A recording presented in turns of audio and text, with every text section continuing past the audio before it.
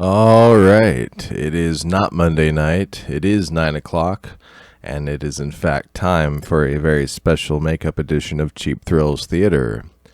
Last Monday, we couldn't do a show because I couldn't get my act together in time. Actually, what it was that I had an issue with the audio. Was not playing well, and I just couldn't figure it out. I had a long day at work, and I sat around for about an hour before the stream trying to figure out why it wasn't working, and I couldn't figure it out. Lo and behold, somehow, some way, the mic had just come unplugged from my mixing board. So I was fucking around with software settings and stuff for a long time for no goddamn reason. But we're all good now. Everything is up and running, as evidenced by the fact that the stream is live and you can hear my voice.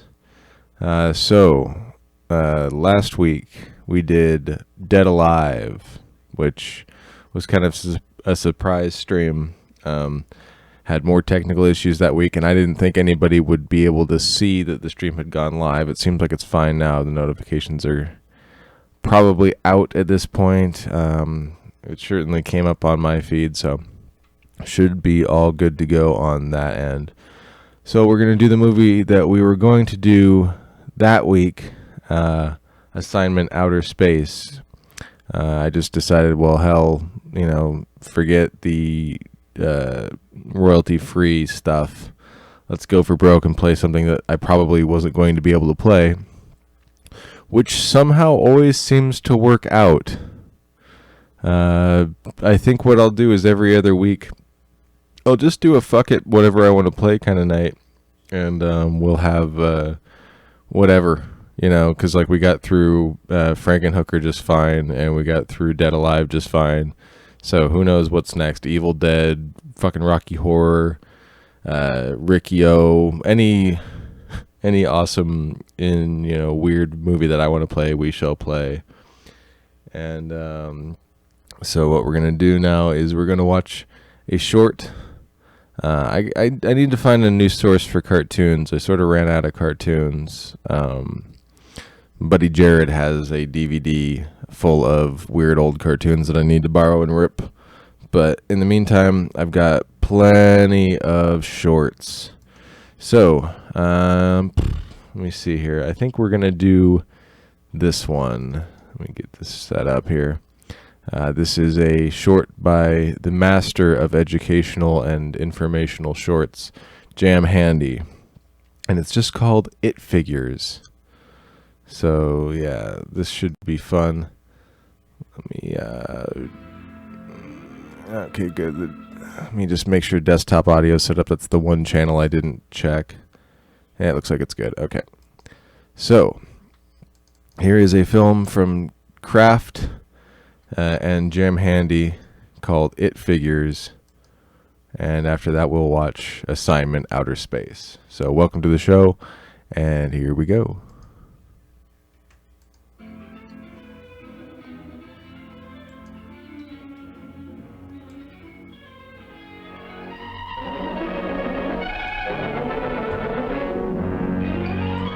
In presenting It Figures, we... that's the wrong figure. How'd you ever get in here? Let's start again. Kraft presents It Figures, featuring people you all know. The grocery store operator. His dairy clerk. A shopper. Dairy space competition. He really swings out, doesn't he? Well, a human being. Welcome, sir. This is Joe, a Kraft salesman. Joe, like all Kraft salesmen, tries hard to boost his sales. And he knows dairy has a big sales potential. But Joe has problems.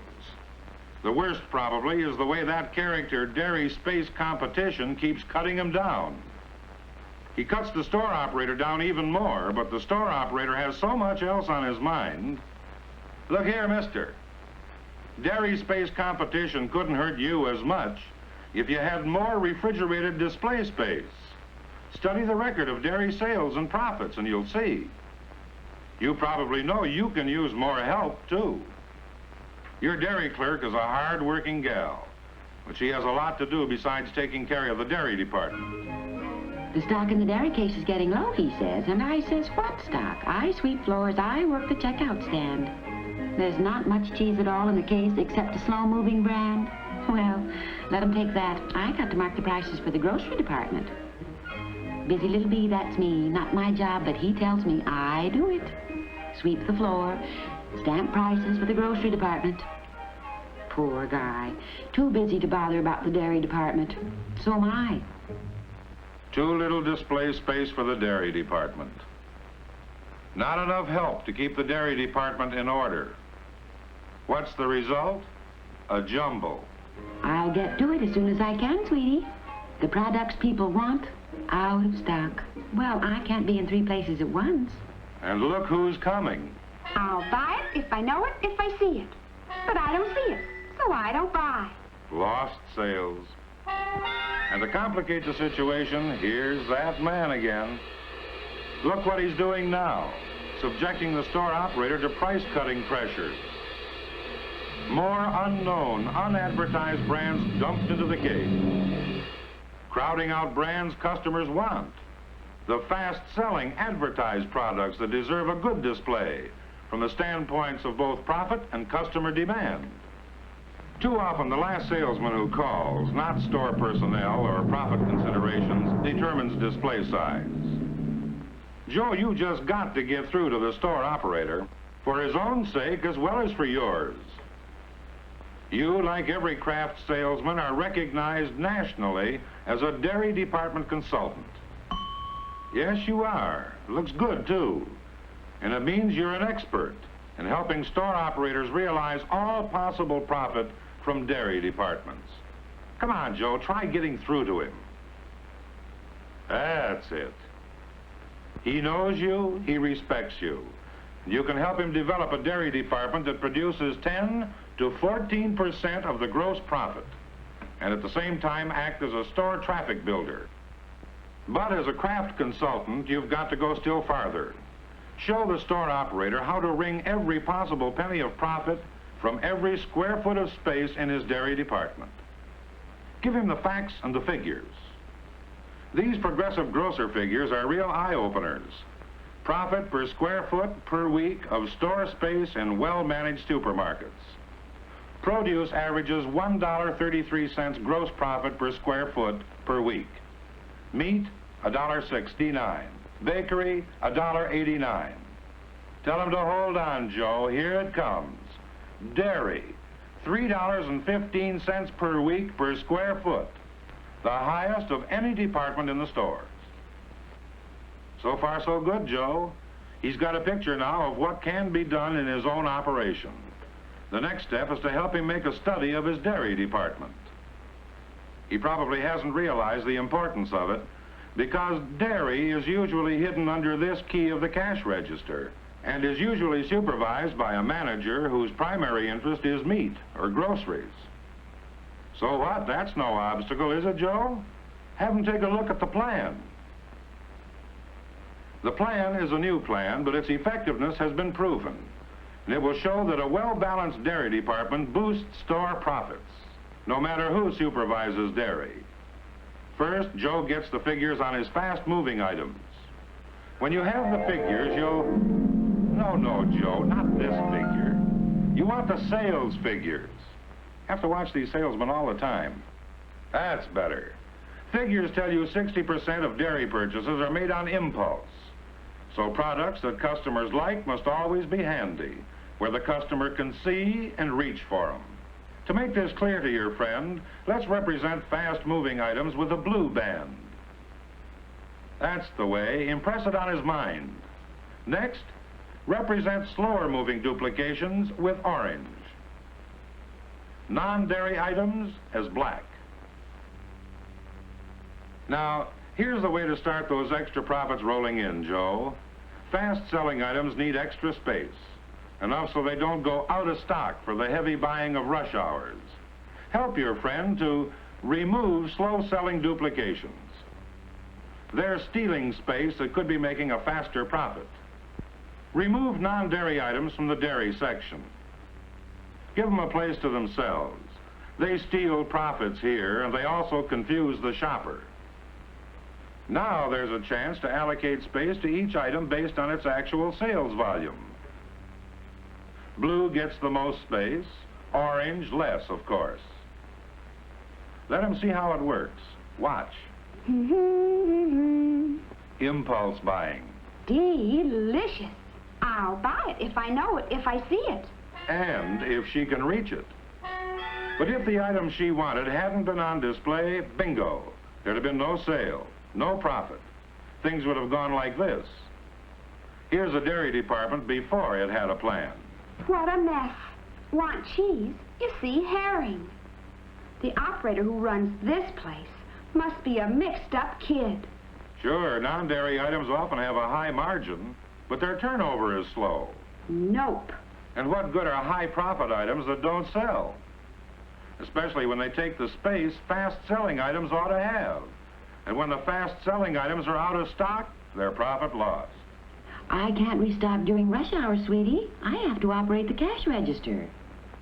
The store operator without a dairy plan is familiar with this, too, Joe. Out of stock, too bad. He offers her a substitute. Just as good, lady, just as good. Watch now. Thinks he can pawn off a substitute on me, eh? You do remember situations like this, don't you? I'm helping you put it over, Joe. What you did by not having a stock of the fast-selling item was to virtually drive the customer out of the store into the arms of your competition, wasn't it? And with her went your profit. Joe, we're at the point now where you can make the plan stick. Offer to demonstrate how he can realize real extra profits from dairy. Tailor-make the plan for his store. The first step is to take a beginning inventory at his dairy department. The dairy clerk can help, too, by keeping a record of purchases made from store door and warehouse deliveries made during the week. At the end of each week, you take another inventory, Joe.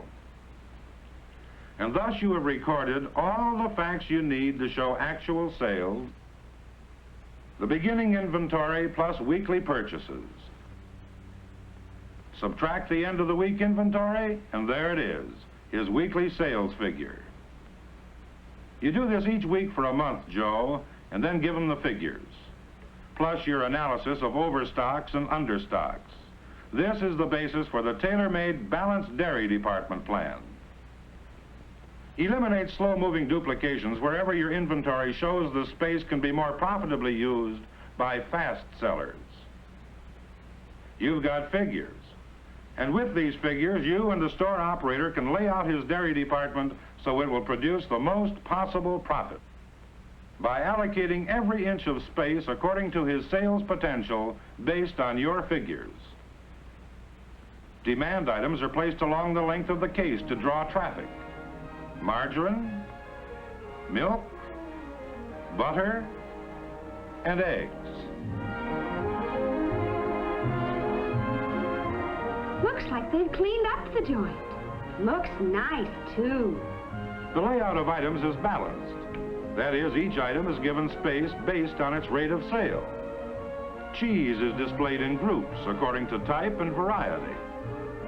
Specialty cheese, for example, is placed together. This is enough to make a girl squeal with delight. Also placed together are foreign, natural, processed, and cream cheeses. I think I will squeal with delight. Woo-woo!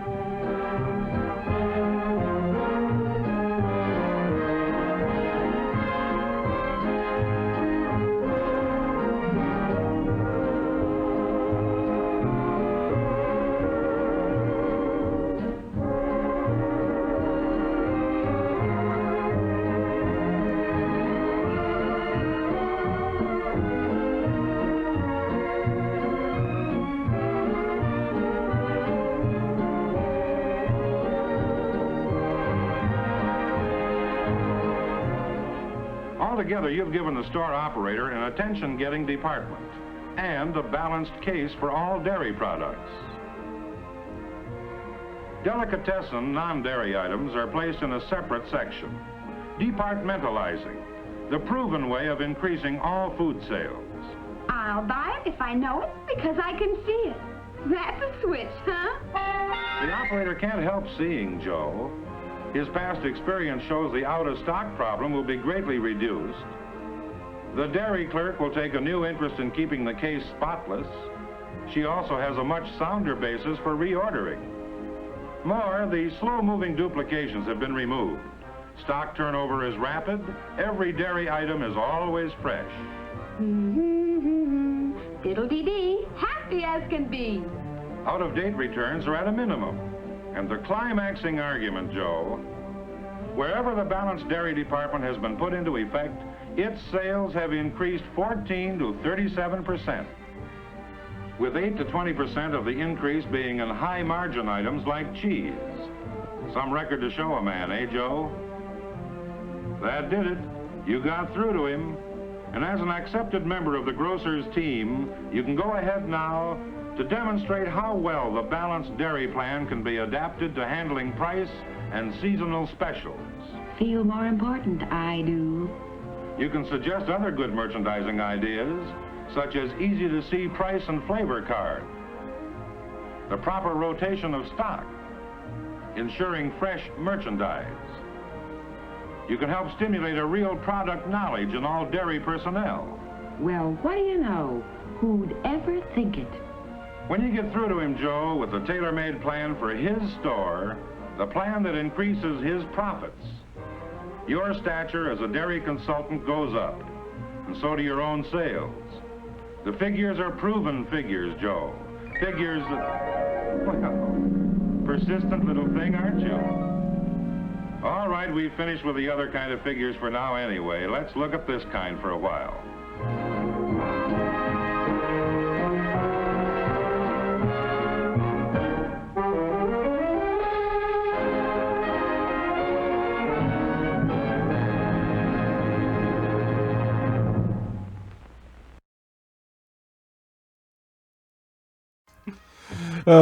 Thanks, Jam Handy.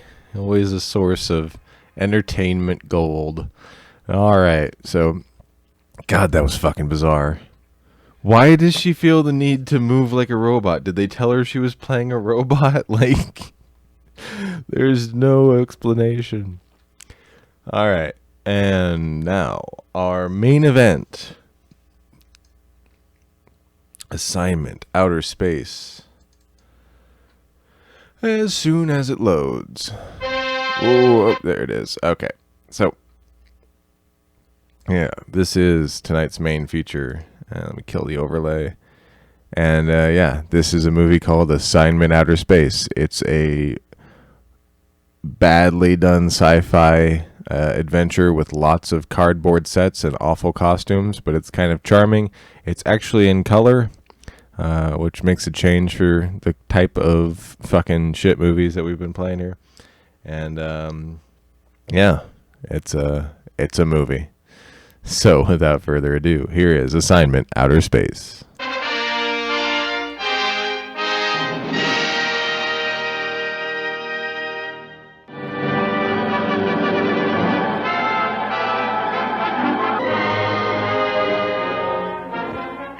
Playback of a radio-taped report of an exclusive feature story for the Planetary Chronicle of New York. Ray Peterson reporting. Dateline, December 17th. Year 2116. Spaceship Bravo Zulu 88. Destination Galaxy M12. Assignment Outer Space.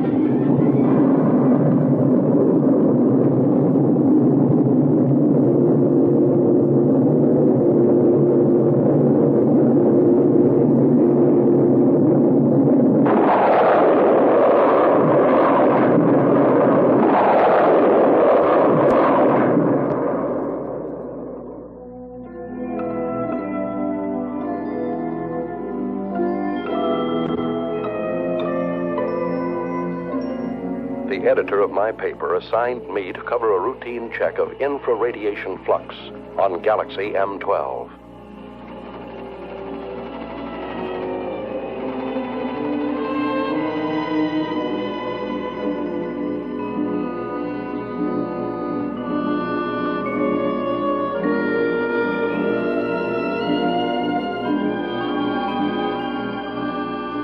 crew members, in order to overcome the earthly gravity, have been subjected to a state of hibernation. That is, the human body put through a congealing process, simulating an apparent death. At a preset time, under the impulses of an electric brain, the heart resumes its normal beat. The lungs begin their regular functioning, the blood flowing evenly again. In short, man is reacquiring his earthly faculties.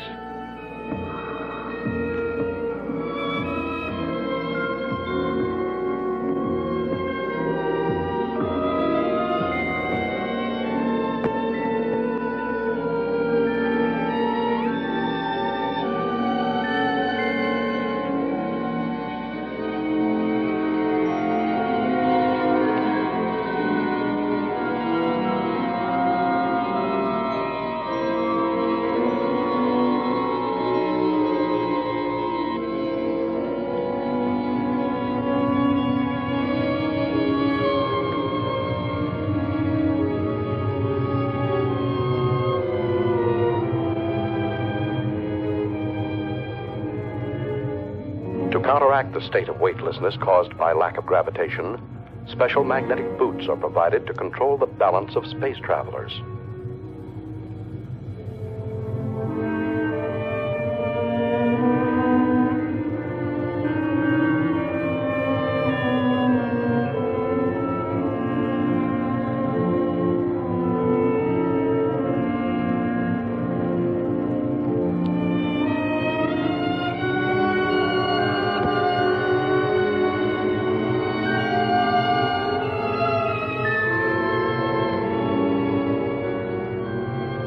While the crew and I were still in a state of hibernation, the engineer pilot, Al, reported our approach to international satellite Zulu Extra 34. Bravo Zulu 88 calling Zulu Extra 34. Bravo Zulu 88 calling Zulu Extra 34. Over. Zulu Extra 34 to Bravo Zulu 88. Go ahead. Contact established. Hibernation period finished. Over. Is that you, Al? Hi, Richard. Any news to relay? The usual nausea when awakening, my boy. Bravo Zulu 88 has entered orbit of your satellite. Bravo Zulu 88 closing electronic brain. Over. Roger. Everything's in your hands again, Al. Thanks for nothing, pal. Hey, we got cargo aboard. We've already been informed. Reporter, eh? Did he wake up yet? No, not yet. I haven't brought him his coffee. Bravo Zulu 88 requesting your position. Coordinate Pi 21, over. Okay. I'll send you the reporter as soon as possible. Bravo Zulu 88 closing. Hello, Archie. How you feeling? Man, this time I had a dream. You had a dream? What about? I dreamt I was sleeping.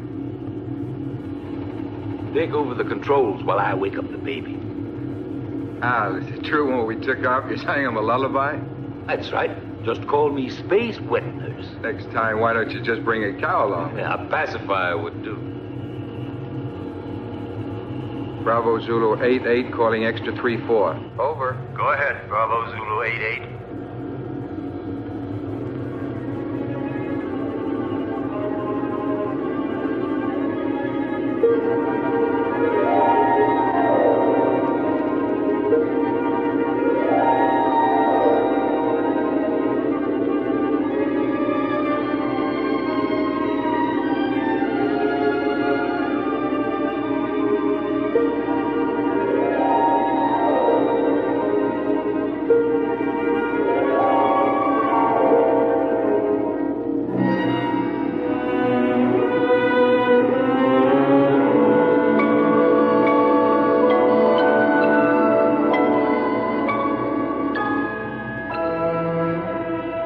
Come out of a state of hibernation is an eerie sensation. I didn't know who or where I was until I heard Al's voice. Hi there, spaceman. Hello. This was not my first space flight. Previous assignments for my newspaper had sent me to the moon many times, but never into the vast reaches of deep space. I feared that 10 days in a cramped ship with a crew of 7 men who would resent a reporter's questions and lack of usefulness might make me an unpopular passenger.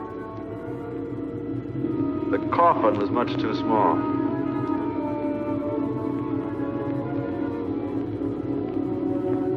Couldn't you have found me a bigger one to sleep in? We didn't have one, Leech. Why do you call me that? No offense, kid. It just means that here you're a parasite. Where are we now? Outside. Outside what? Outside everything.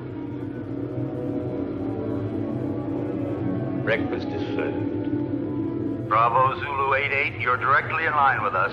We'll send you that reporter as soon as possible. Hey, Al, they're asking for the boy. Hey, Al! Al, what's happening? We're off to a bad start. Calm down, my boy. You'll get along fine. Just control your nerves. There. From now on, you'll be able to hear my instructions. Just remember to regulate your volume knob. Hey! You're forgetting the tools of your trade.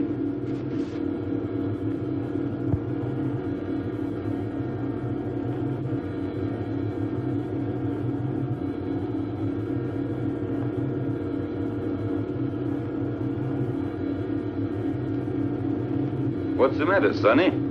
Cut it out, Al. Are you scared, son? Stop treating me like a greenhorn. But that's what you are, my boy. I took the accelerated course before I started on this trip. It probably was too quick. I'm not going to take all the air out of the decompression chamber. You'll have an easier exit. I'll give you a count from 20 to 1. Out you go. I know what to do. Son, you don't know anything yet.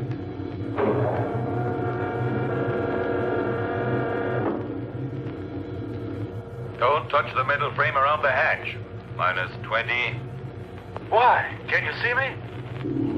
No. But the first time out, they all behaved the same way. Minus 15. India Zulu 4-1. You ready? 5, 4... Wait a second. 2, 1. Out you go! Al was absolutely right. I was scared.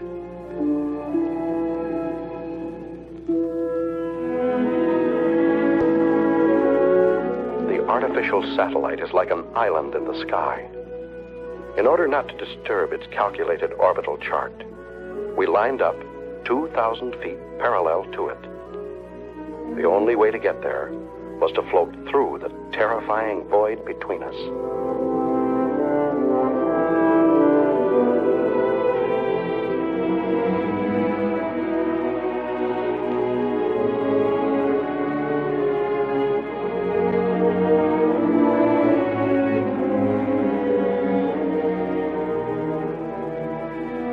Keep talking, Al. What do you want to hear? Fairy tale? Explain to me what's going on. That's something you'll have to find out for yourself. You're still afraid? Yes. Of what? I don't know. You're still there? Say something. A chilly sense of emptiness. You understand me, Al? Sure, I understand. Every baptism has its mystery, even out here in space. I've never felt so lonely. Hey, Al. Maybe if I tried to turn around. I did it. Al. I'm turning. India Zulu 4-1, get back to normal position. You're at the end of your trip.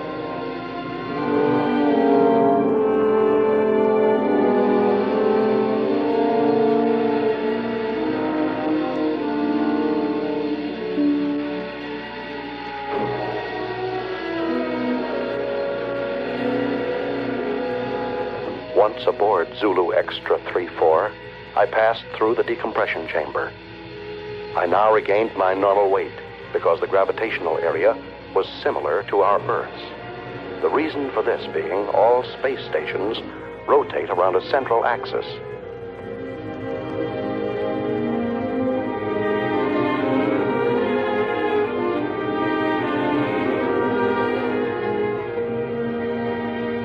In the ship's cabin, I was met by King 116, the doctor in charge of all crew members' physical and mental health. Take off your spacesuit and report to the commander. He's waiting for you. Hey, what kind of a guy is our reporter? He still smells earthy.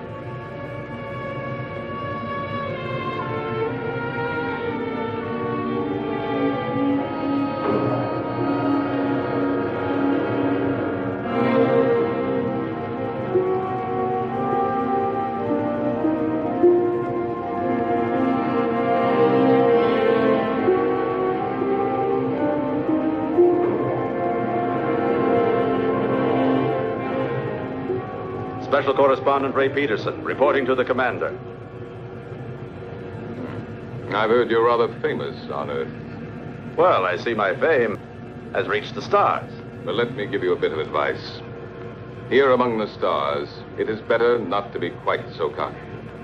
You are only here to do a job. Don't worry, that's all I intend to do. On condition that you don't interfere with ours. You've arrived here at a critical moment. So much the better. Peace and tranquility don't have any news value.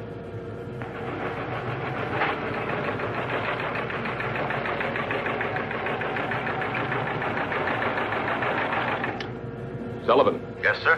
How long would it take to reinstall the terminal stages to the spaceship that arrived from Earth just now? That all depends, sir. We only have 2 mechanics on board. Cancel all rest periods. The ship must be ready as soon as possible. I must go to base 12 on Mars. Yes, sir. You talk about Mars as if it were just down the street. There are no streets here. I firmly oppose your unwelcome visit. Are you trying to flatter me? But the High Command refused to listen to me. It's apparent that you have quite a pull there. Not me. But my organization has. Don't forget, Peterson, that everything you put on your tape recorder will have to be sent by me before it's sent back to Earth. Here, everything is regulated by machines. You'll find that things are very different here. You may go now. Later on, you'll be shown to your quarters.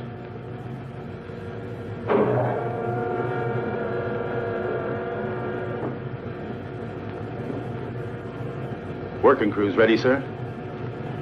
Any changes? No, Sullivan.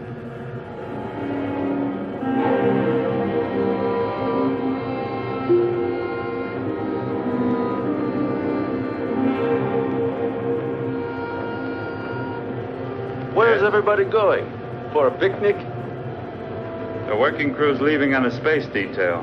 What if I wanted to go along? To get some air? You'd have to go and ask the commander for authorization. Is it necessary? Absolutely necessary. Okay.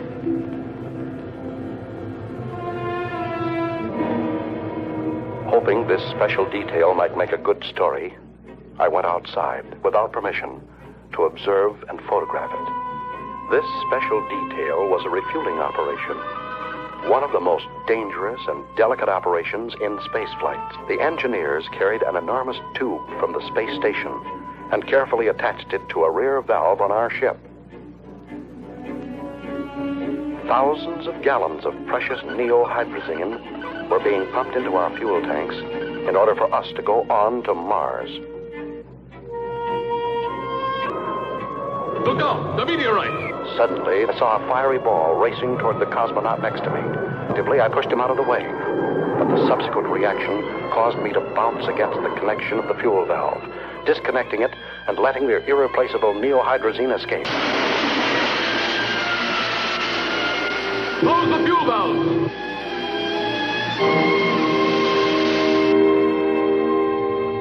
Lost. 500 gallons of hydrazine.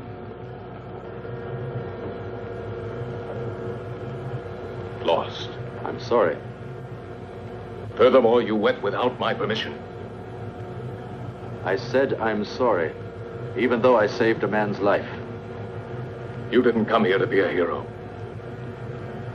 The damage you have just caused is much more serious than the mere loss of a life. Evidently, Commander, my way of thinking must seem prehistoric to you. I thought nothing was worse than the loss of a human being. But then I only saved a number, Yankee 13. I didn't even see his face. Maybe he hasn't got one. I knew that you were going to give me trouble. I see you're a psychologist, too. Now look here, Peterson, let's get this straight. From now on, you must ask permission for everything you do. And you won't ask me for it. That's an improvement. You'll have to ask my second in command. And I'm afraid you'll find that he's tougher than I am. You may go now. You may go. First, Commander, tell me one thing. Why do you deny me the honor of talking to you? I'm leaving, Peterson.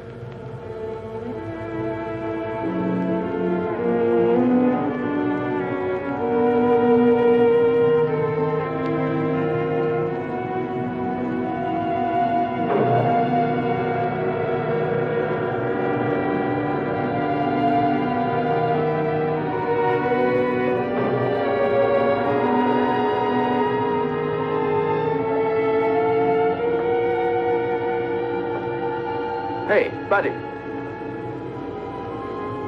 I'm King 116. Pardon me for not having called you by name. Allow me. India Zulu 41. What do you want? I'm looking for someone. Excuse me, I'm looking for a number. Yankee 13. He was injured. He should be around here somewhere. Just dismissed. It was nothing but simple shock. Have a look in the biochemical lab. Please excuse my curiosity, Mr. King 116.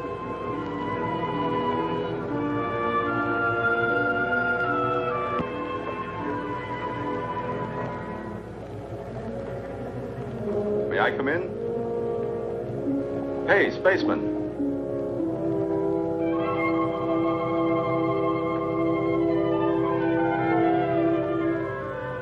Are you addressing me? Yes, but you're a... Go on. You're a girl. And you're selling flowers, too. There are no flowers here. These are diaspora. Even with a name like that, they're flowers. They serve the purpose of changing hydrogen into breathable oxygen and are as necessary here as the air is on Earth. But I still say they're flowers. If you like. Do you sell them? I'm afraid not. But maybe we could make a deal. What do you mean? Oh, you see, you won't have to send them anywhere. I'll pay for them, but then I'll leave them here for you. Do you work in this section? Sometimes. But I'm really a navigator. When I'm not working with the astrocompass, I like to substitute for the section chemist. But tell me, why do you want to offer them to me? Oh, no particular reason, just to celebrate the second smiling face I run into. Al's was the first. Now I find you. Speaking of you, what's your name? I don't mean your numbers, serials, codes, but just your name. Lucy. Lucy. Do you like it? It's not bad. My uncle had a mascot with that name. It was quite cute. I liked it very much. It was a monkey. Thank you. No, really. She was very cute. I meant it as a compliment. Very flattering, Mr. Peterson. Do you know my name, too? Of course. I've already heard about you from George. You know, the commander. My old friend. But doesn't the commander have a number, like everybody else? Not for me. And now, if you'll forgive me, I've got work to do. Yankee 13. I forgot. Thank you, Ray. I really mean it. Thanks.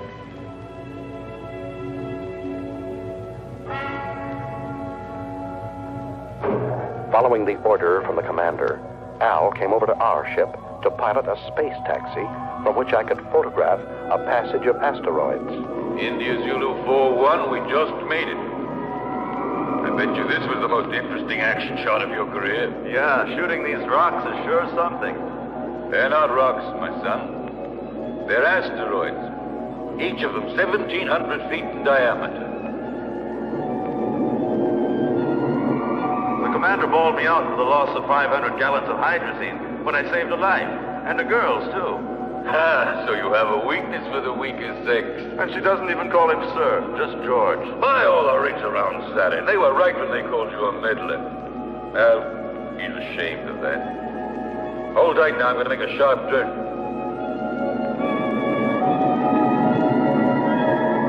Who is ashamed? George. You understand him. Is it true that George is leaving? Yes. And Lucy, will she go with him? I'm sorry for you, but that's exactly what she'll do. Something very serious is going on, and all you can talk about is this nonsense. We're leaving for Mars. We? You two, Al? Yes. Can't you tell me more about it? Top secret. Zulu Extra 3-4 to Space Taxi Bravo 9-1. Hurry back to base. Over. Roger from Bravo 9-1. Al, can I radio my Earth base? Sure. You think you're still living back in the 21st century? Thanks. You better lower your head now. We're moving back into the satellite. I wanted to join this Mars expedition. Only an order from the High Command on Earth could persuade the commander to take me with him. I don't understand. What's making the pilot so late? He promised to join us immediately, sir. Al's really a strange type. He's the best there is.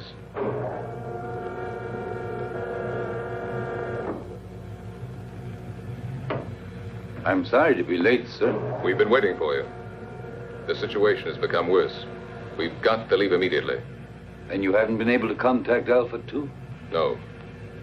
Alpha 2 does not answer. We think the pilot may be dead.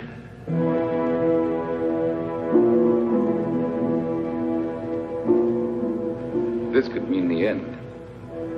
That's what I'm afraid of. India Zulu 4-1 wishes to speak with you, sir. Let him talk to the second in command. You take care of him, Sullivan. He refuses to do so. He says he has a very urgent communication for you. Send him in.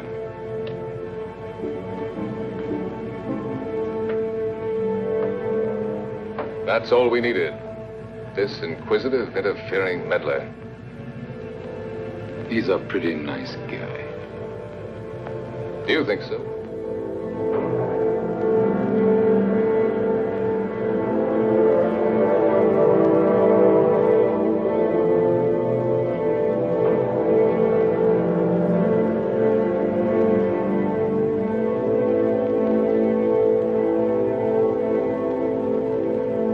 This is absurd. Commander, you are insulting the High Command. Absolutely against all regulations. Any more criticisms? Yes. So have I, but I keep them to myself.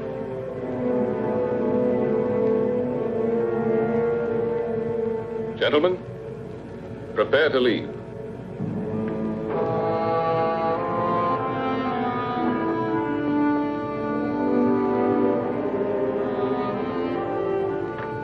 Yankee 1-3. One moment, please. Yes? What is it, George? That man Peterson has persuaded the High Command to let him come with us. It's an order. Aren't you exaggerating? I can't increase the crew. Can't you do without the radio operator? We'll get along just as well. No. I prefer to do without you. Me? I would not want my choice influenced by opinions that are not objective. Anyway, I think I could get along better without a navigator than without a radio operator. If I weren't the navigator, then would you give up taking one with you? Perhaps not. You see, you're not being objective. Besides, I don't want to be left behind, George. It's not that I'd pretend to be of more value than the High Command is, but I'm not of less value either. You aren't giving me an order, are you? No, I'm just begging you. I understand you, George. I know that you always try to be worthy of your position. But you'd be better off if for once you tried... What? To be worthy of yourself.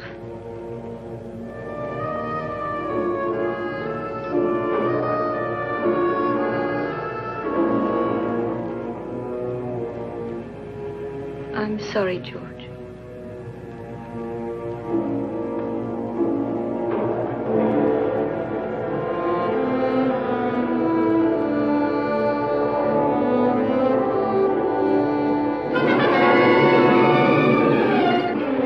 Lucy's plea to the commander was effective. When we left the artificial satellite and returned to our spaceship, Bravo Zulu 88, Lucy was aboard and set our course for Mars. Is the nose still turned up? Don't be silly. The nose of a spaceship is always up, even when landing. He's not referring to the spaceship, Al. He's talking about me. My congratulations, Commander. Listen, Peterson. Remember you're extraneous here, so please keep to your place. What place? I don't even have a chair to sit on. Look, there are 2 cots in there that you can use when we haven't a chance to rest. Oh, while the rest of you are working, I'm supposed to sleep. There are times when all children should go to bed. Yeah.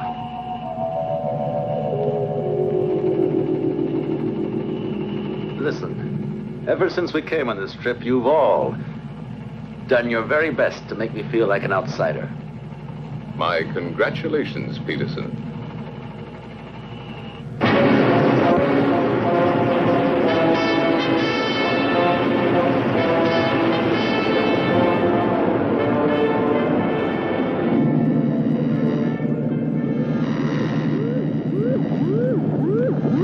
What the devil is going on? I don't know, sir. Looks like it might be a magnetic storm. Impossible. Listen to the waveboom, sir. Look, Captain.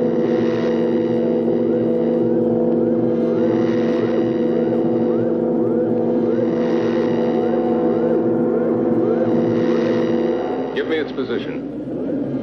Coordinate 113. Inertial position of object 512. Try to establish contact. It looks like a moonship. Bravo Zulu 88. Bravo Zulu 88 to unidentified object, over. They're asking for help, sir. Switch to voice circuit.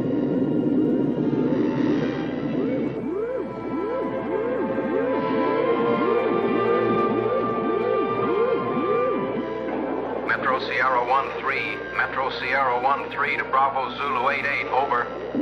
Bravo Zulu 88 to Metro Sierra 13, go ahead, over. Tanks are exploded. Engines have failed. We are out of control and being attracted to Mars, over. Try to get back into the orbit around Mars. We'll attempt rescue. What caused the explosion? Over. Impossible to say. A sudden rush of hot air overpowered us. The instruments have gone crazy. The tanks have exploded. The structure's melted in several places. What about the crew? 3 of us left, sir. 1 dead. The engineer. Put on your spacesuits and stand by for immediate bailout as soon as you enter orbit. Radio out. Disconnect the voice circuit. Do you think they'll make it? That's what I'm checking now. Are you thinking the same thing I am, Al? They can't make it. Why not? No, we won't be able to make it. One of Mars' satellites is crossing our path. Try the engines again.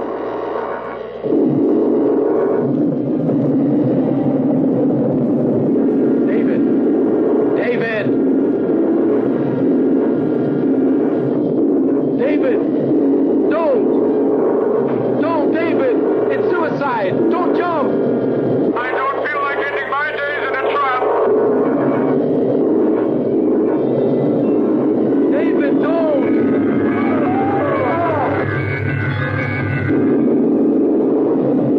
What are you doing? Can you make it? Oh! I'm climbing! One of my engines has started! I'm climbing! Lighter! I can make it! I'm getting lighter! I can make it!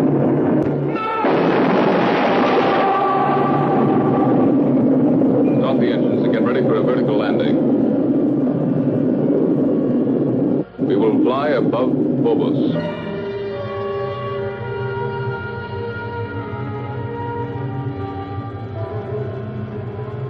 Now, engines at 7 gammas.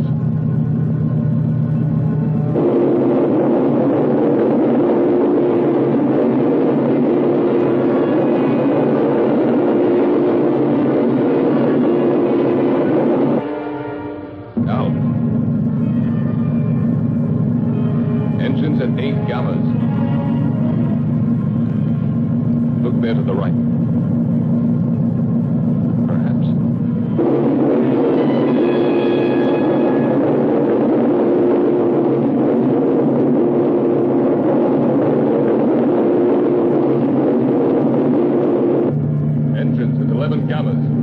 Gyros unlocked. Moving to vertical position.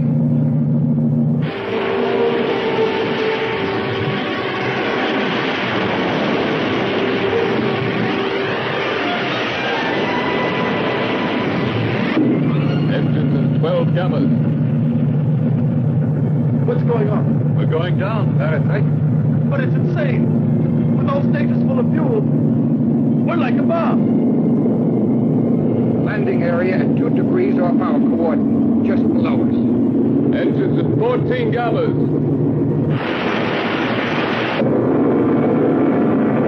Engines at 16 gammas.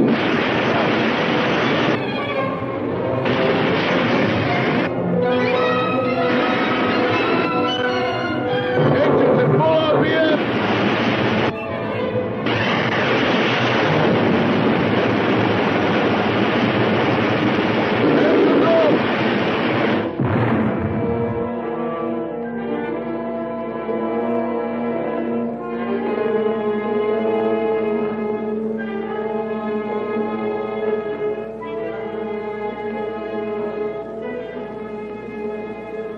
Put on your spacesuit, Leech. You're coming to help rescue that poor guy. The captain sits.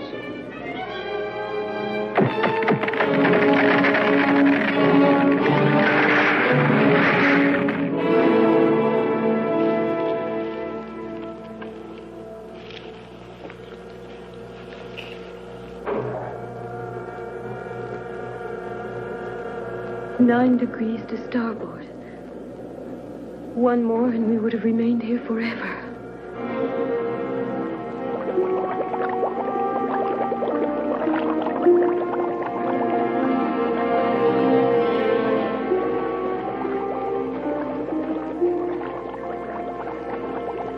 He's still alive. Let's hurry up. Captain, we're coming in. Lucy, keep the gyros working. As soon as they're inside, we'll get out of here.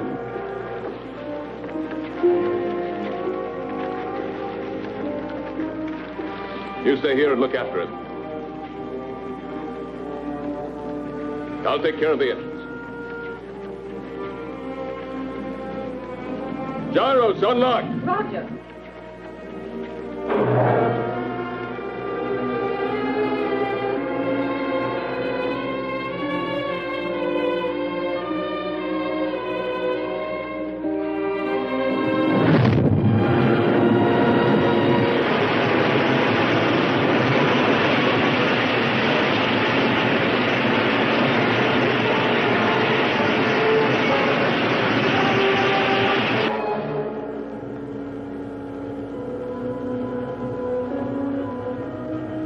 How is it? Bad.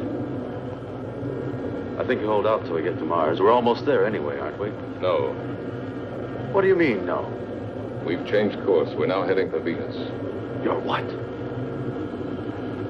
A direct order from the High Command. And you accepted it?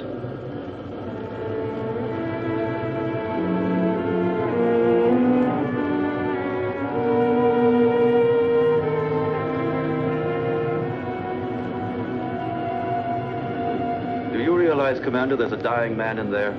I don't have to account to you for my actions, Peter. Look, Captain. I'm picking up an area of intense heat. It's almost as hot as the photonic field of the sun itself. Turn on the safety system. I think you should tell him, sir. It's no longer top secret. Alpha 2, propelled by photonic energy, is now without a pilot. She is floating in space and is only controlled by the electronic brain. The photonic heat which our radar has picked up has the power of destruction and death. Alpha 2 has re-entered the solar system. During the sun's next revolution, she will start to orbit around the Earth and will destroy it completely, burning everything and eliminating all forms of life. Have we any hope of stopping her? That's why we're going to Venus. It's the nearest point to the elliptical path of Alpha 2. We have but one chance in a million.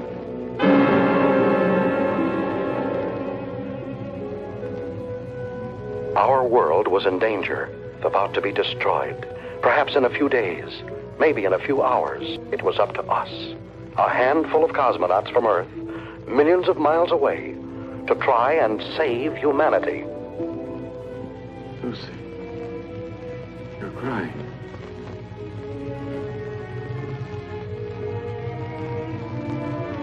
Dark spots. Those continents. And there are the oceans and the trees. You can't see them. In my mind, I can.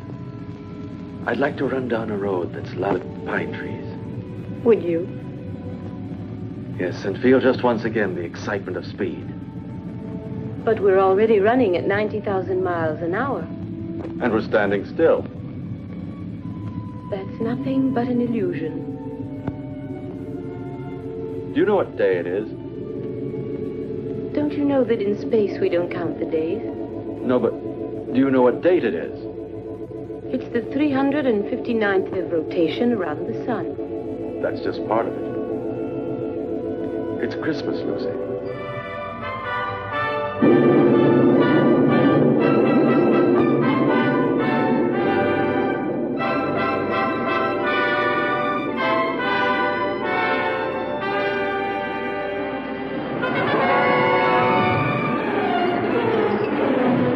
We started to land at the interplanetary base on Venus, the largest, best-equipped base, closest to Alpha 2. From there, Alpha 2 could be intercepted, and we hoped destroyed, by the remote-controlled atomic missiles.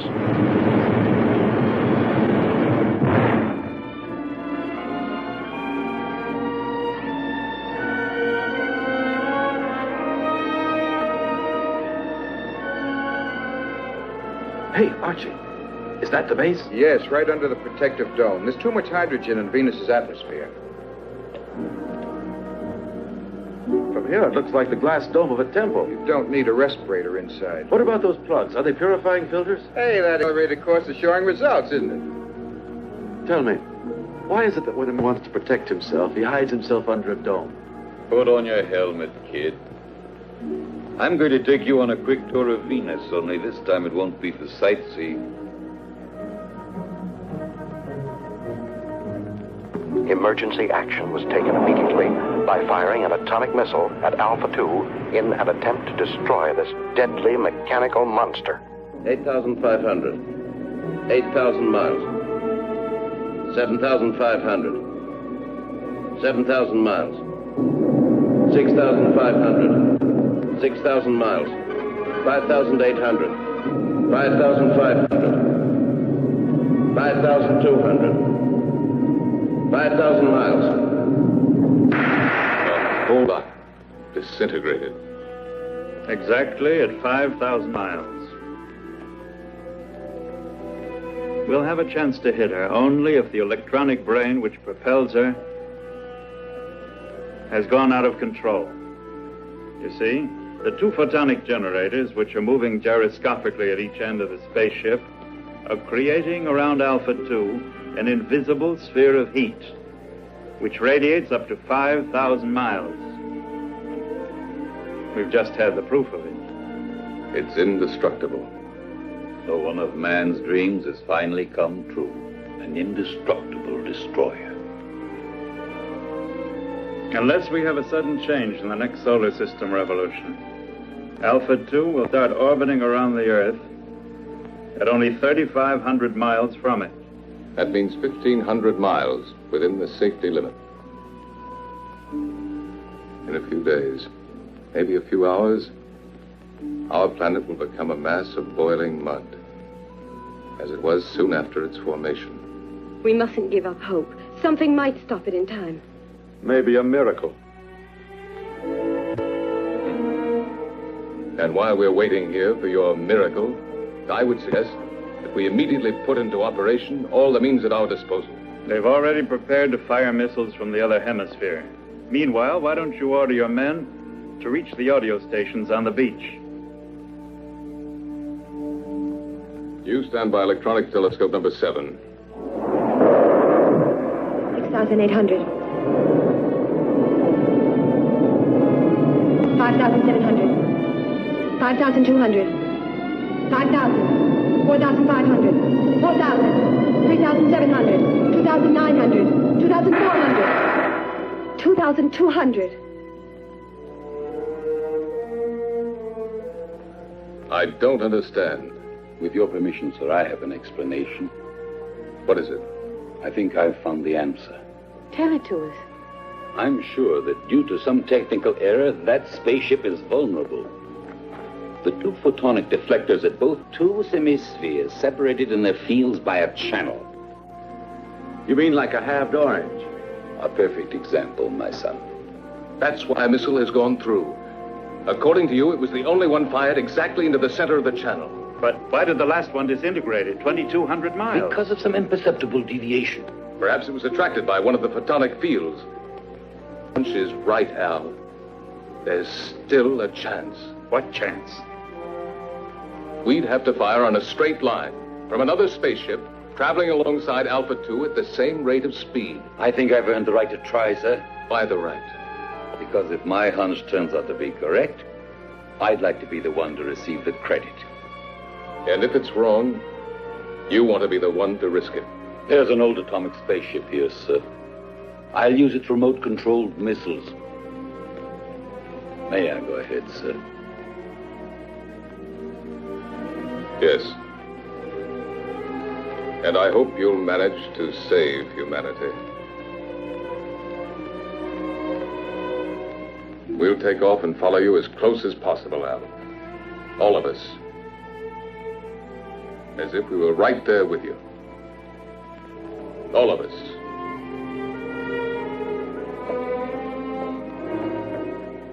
Hey, Ray, now you have a chance to do a real exclusive. It'll be a universal scoop. Let's just make it a world scoop.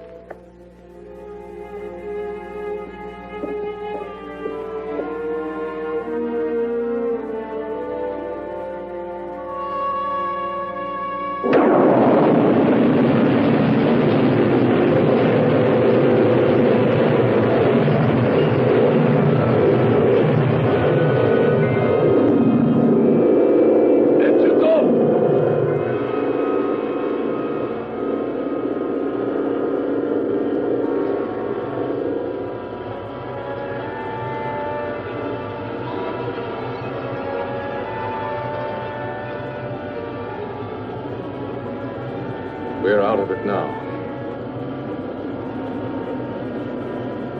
You did very well, Peterson.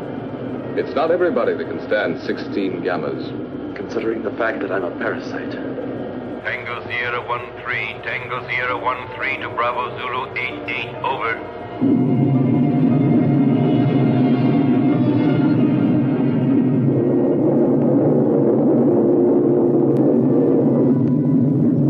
Piloting the old atomic spaceship Tango Sierra 1-3, flew alongside us.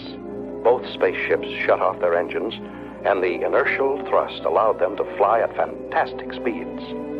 His mission, to find the channel between the two hemispheres of Alpha 2.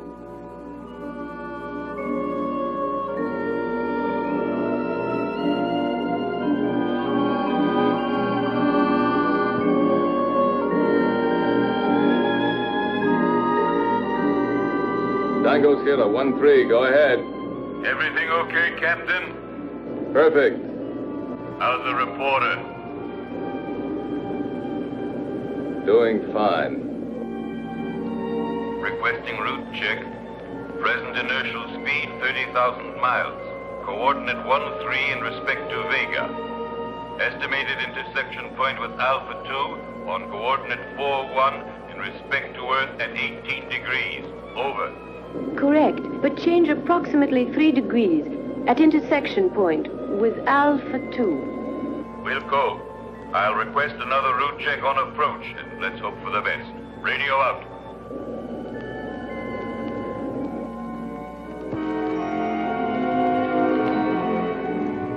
Satellite Zulu Extra 3-4. Satellite Zulu Extra 3-4 calling Bravo Zulu 88. Over. Bravo Zulu 88 to satellite. Zulu Extra 3-4. Go ahead. Captain, this is Sullivan. What's the trouble, Sullivan? About 45 seconds ago, the photonic field around spaceship Alpha 2 came into collision with the asteroids. Well then? Alpha 2 has changed her course by 6 degrees in respect to Vega. I'm afraid she'll enter orbit around the Earth before the estimated time. Can you ascertain her present position? Yes, I can. High coordinate 27 degrees. Movement of ellipses gradually advancing. Look out! It's coming towards you!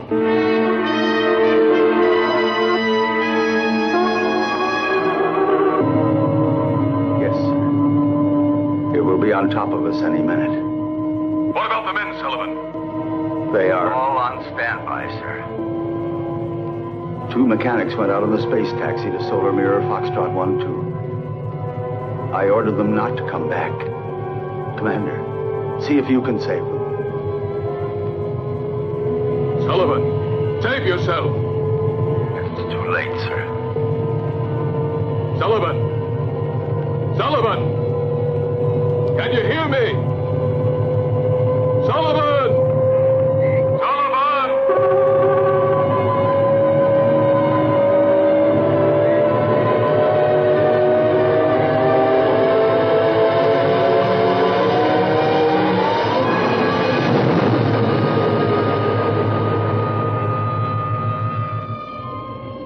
Pray. Al. Don't forget Sullivan in your scoop. Write this. He was never afraid. Since man, even in space, changes his position but not his character. He is what he is, wherever he lives. What's he mean? What you're always saying. To himself, every man is a whole world.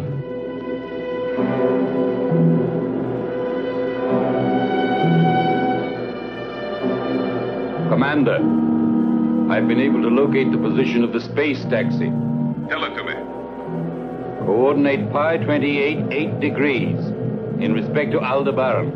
We're changing course and we'll try to rescue the survivors.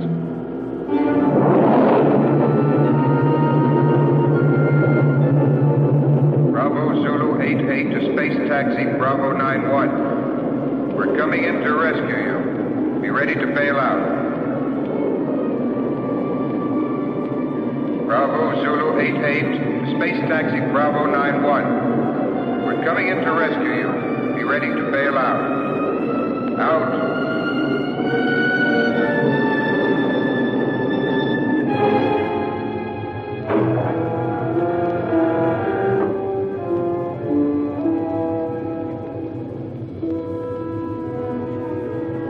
The commander says you boys should rest. No, Ray. Show them in here.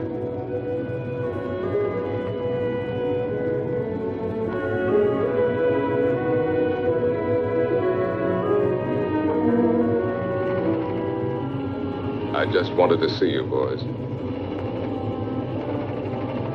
Barry, Jackson, I'm glad to see you. Go and get some rest now.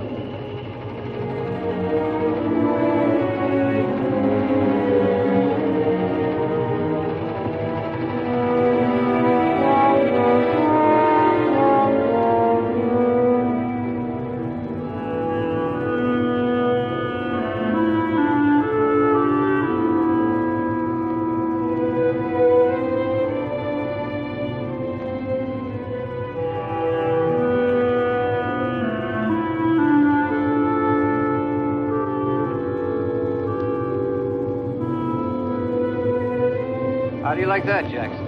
He called us boys. Yeah, and he even remembered our names. I didn't think he even knew. Sir, I'm now 7,000 miles from Alpha 2.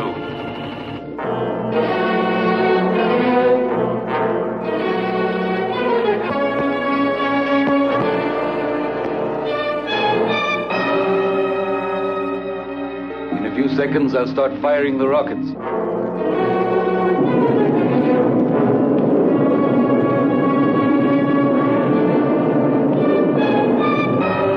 5,000 miles. 4,500.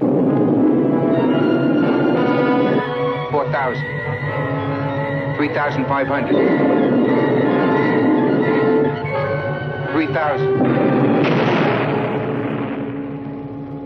It's disintegrated. I'll try again.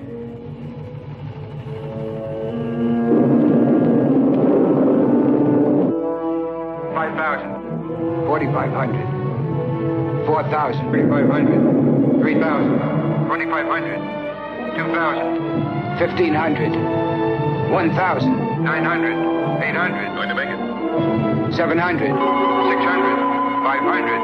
400. 300. 200. Fire another rocket. I'm getting near it, sir.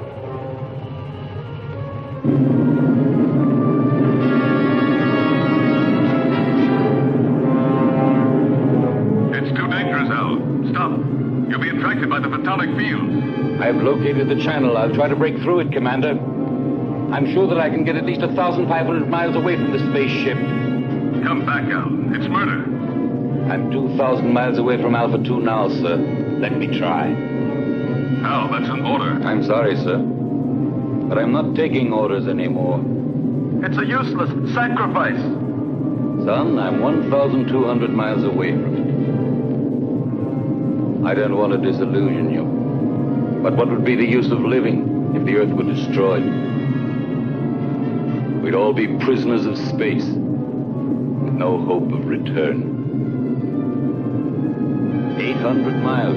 Al, please! After 200 miles, you'll have only a very slight chance to keep on a steady course. That slight chance challenges me to try.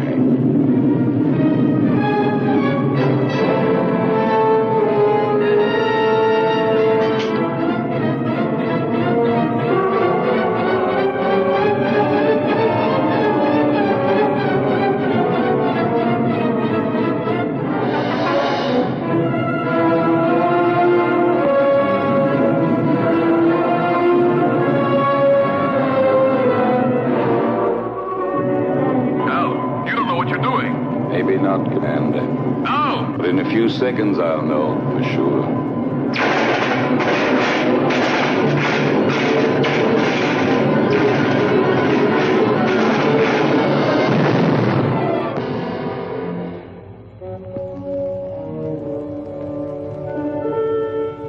Al has succeeded in proving the existence of a channel by the sacrifice of his own life. But we still haven't got a chance. There's nothing for us to do but follow his lead. But how, Lucy? Commander, why don't you request more spaceships equipped with missiles? It's too late now. They'd never get here in time. Well, then, I don't know. What's that object that keeps appearing on the screen?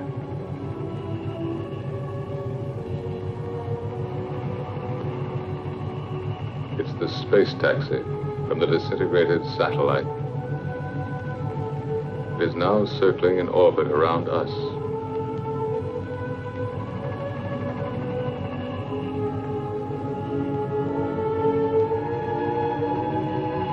The space taxi.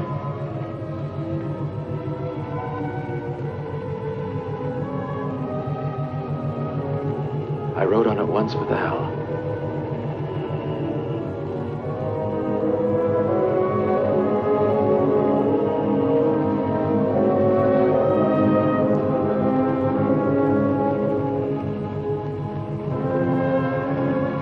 Are you afraid, Lucy? Yes, for him. I understand. I love him, George. I know. But love has no meaning anymore, George. Does it? Perhaps it's the only thing that does matter.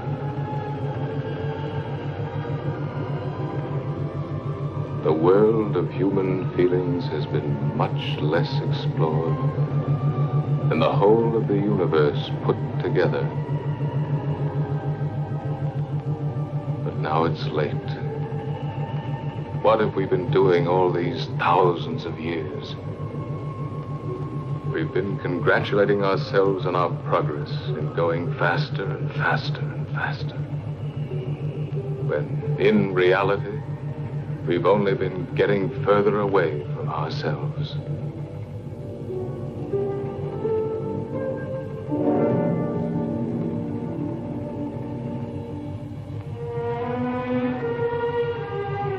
Lucy,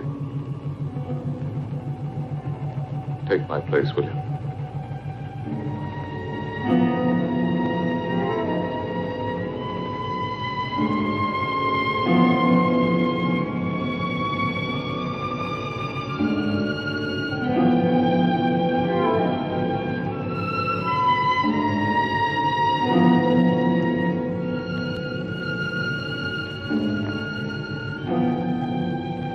Where do you think you're going?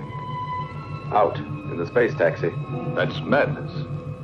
Maybe so, but it's not half as mad as the idea that brought us to this point. You are staying here. Listen, Lucy loves you. And Lucy has been and is everything in the world that matters to me. You may not understand it, but for that very reason, I will stop you from going to certain death. Why stop me? We are all going to get killed anyway. I'm going to stop you even if I have to use force.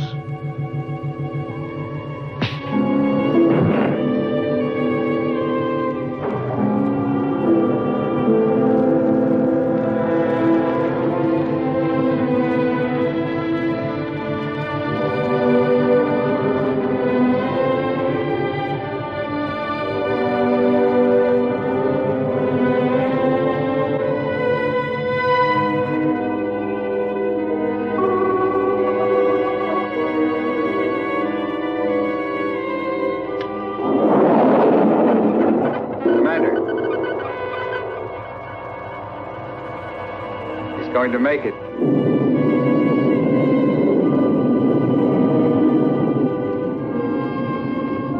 picked up the photonic field alongside the channel.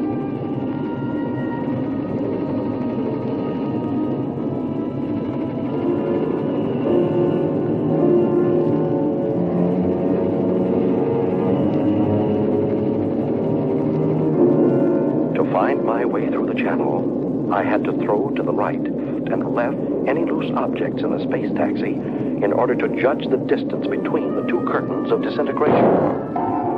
Look, it's insane.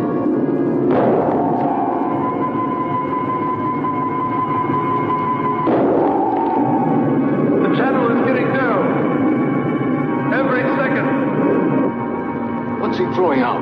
Plugs, transistors, the spare parts from the mechanic's toolkit. I'm going to make it. I'll get through. Go on, Ray. Go on. You're nearly there.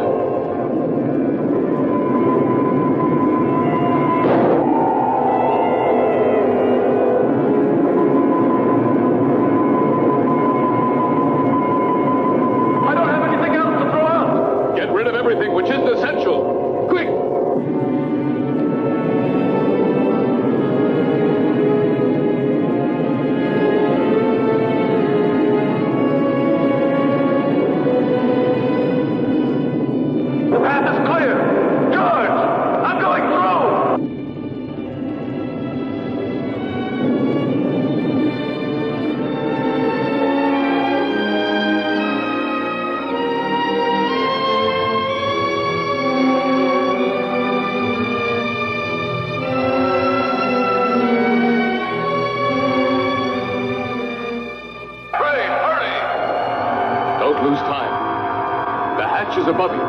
right in the middle of the sphere.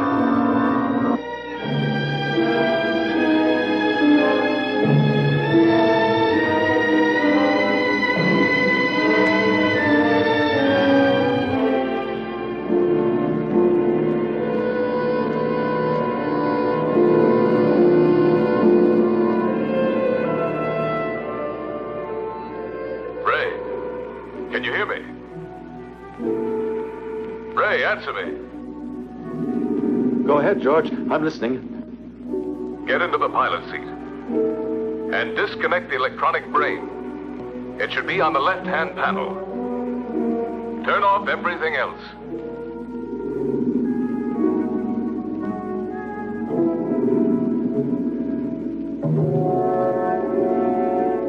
The pilot's still inside the hibernation cell.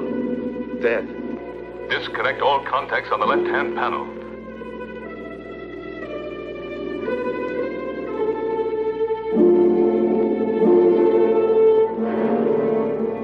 George, they're already disconnected.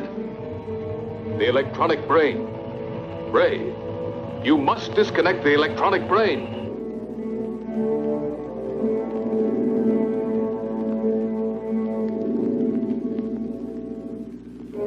I'm standing in front of it.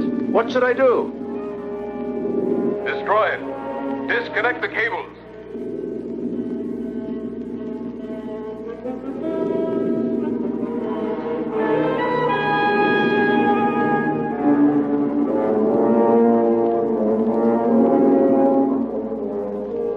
I can't. They won't come loose. He can cut them. There are emergency tools right under the footrest of the pilot's seat. Did you hear, Ray? Under the footrest. All right. Quick! He'd better hurry, sir. We're entering the Earth's gravity zone. Our speed is increasing. Use a pair of wire cutters. Them, George. Now I'll cut the wires.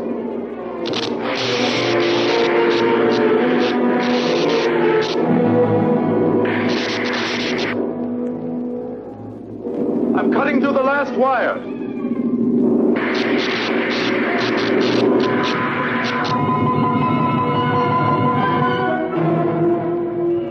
Ray's deflector has stopped. Maybe we've made it. How can you prove that the photonic field has been disintegrated? There's only one way of telling for certain. We're coming in.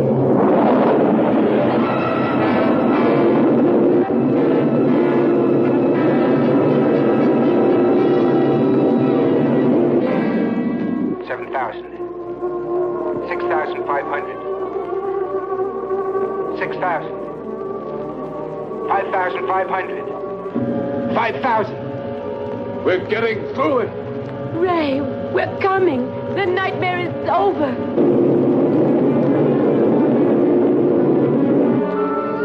Hurry up, Ray. We're coming. Get ready to be rescued.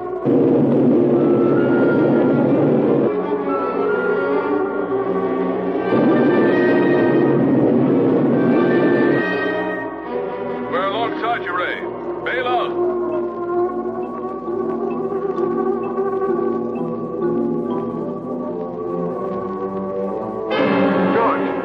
Lucy, the external hatch is jammed. It won't open. It will never open again. Never. Try again, Ray. Try. Quick. He can't open it. He cut the cables. There's no more power inside the ship.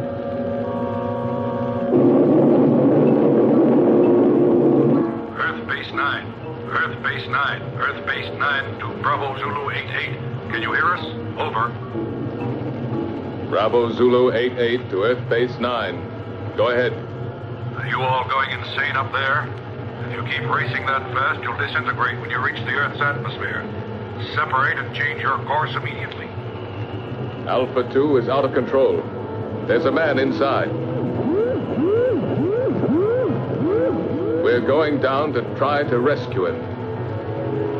Spacesuits on.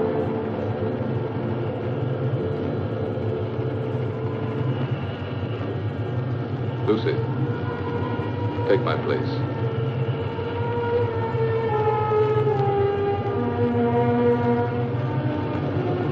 We'll manage.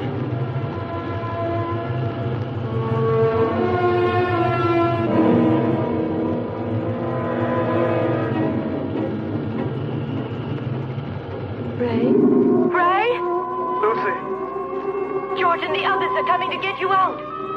I can't hold out any longer. I can't control the oxygen flow. Use the regulator, Ray. I don't have it anymore. It was the last thing I threw out into space. Ray, you must hold out. Bravo Zulu 88. Bravo Zulu 88. Are you listening? Roger. Go ahead. This is an order from the High Command. Stop rescue of Alpha 2 pilot. Change your course immediately or you'll soon enter the atmosphere. Repeat. This is an order from the High Command. They don't know what they're talking about.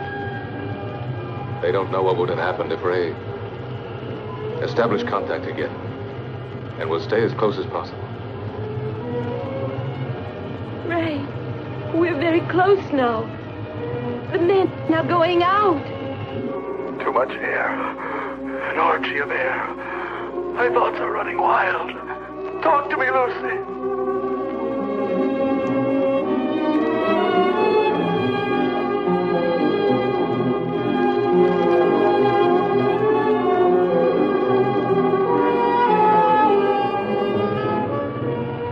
Everything is spinning. Where are you, Lucy? Here, beside you. Quick, the Coldplay port here.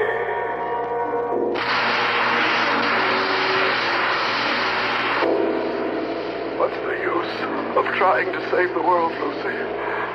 If I'm going to be lost myself. No. You can't say this, Ray. You believed more than any of us. Truly believed, Ray.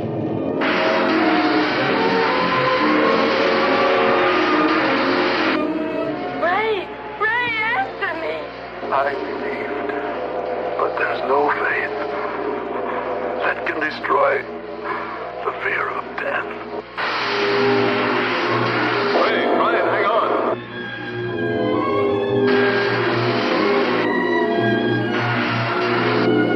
Goodbye, Lucy.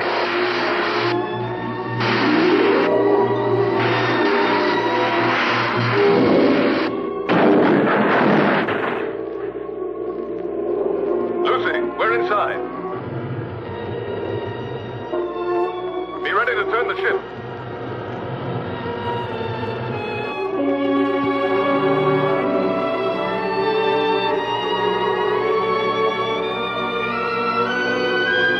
Lucy, unlock the gyro.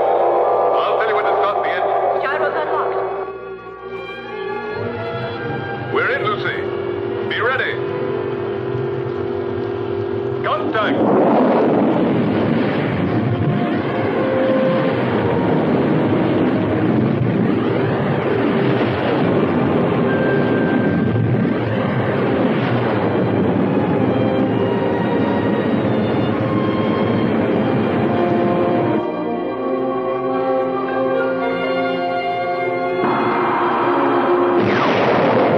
We've made it, Lucy. Engines at maximum speed.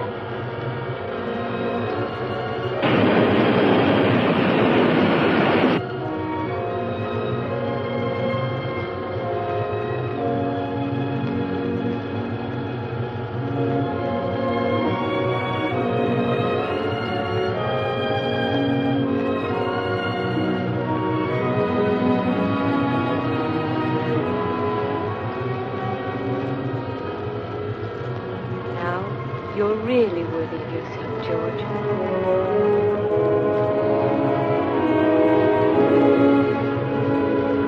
That's the Earth.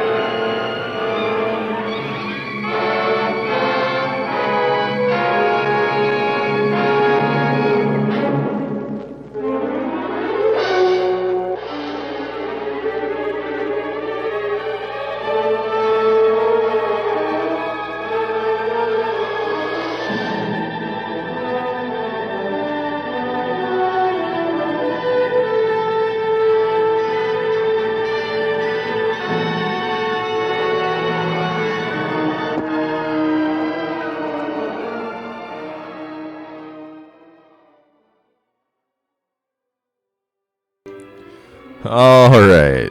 So that was Assignment Outer Space, a movie where things happened. Yeah, that's about all I have to say about that.